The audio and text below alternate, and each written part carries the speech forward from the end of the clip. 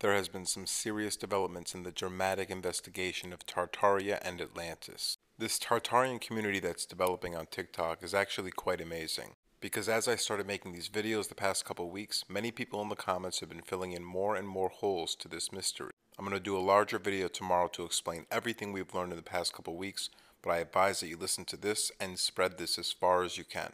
You know the deal. Share, like, repost, comment, do it all. Alright, so let's talk about these mysterious orphans, the millions of orphans that were placed all around the world in new homes but didn't know where they came from. We were trying to figure out where the heck all the parents went. Because if it was any natural or unnatural disaster, you'd probably see more children fatalities than adults. So why is it that we can't account for all these adults? Well, that's when the insane asylums come into play. Tons of insane asylums popped up all over the world in the late 1800s and early 1900s. But it's safe to say that people weren't losing their minds at an exponentially larger rate than they do today. In fact, people are crazier and more mentally ill now than ever in history. Though there are rumors that the people thrown in these insane asylums were talking about an alternate history of Tartaria.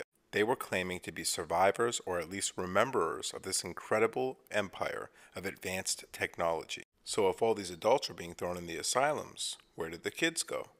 Off to the orphan trains, given to new families of moms and dads who were genetically modified beings that came after the fall of Tartaria, or Tartarians that knew well enough to keep their mouths shut lest they be thrown in one of these insane asylums. Now we have a credible theory as to where all the parents went when these millions of children were sent across the world to have new homes. They were simply thrown in these asylums that popped up everywhere and got filled up with human beings. It is highly unlikely that many people were going crazy back then.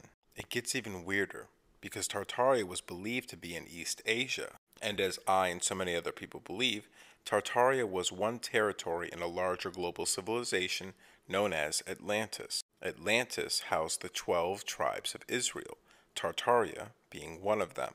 The Native Americans are believed to have Asiatic origins, which means they didn't start in North America, but came over on the Bering Strait. Now let's head back to Jeremiah chapter 5, verse 14 and on, where God tells the Israelites they will be punished for worshiping alien gods, which simply means not worshiping Yahweh. Yahweh also explains that not only will these Israelites be pillaged and sieged where they live, they will then be prisoners in a land not their own.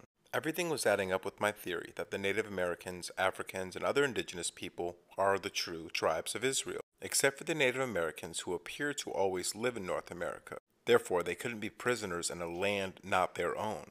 But if they came from Tartaria and they went to North America, that's exactly what happened. Part 2 tomorrow.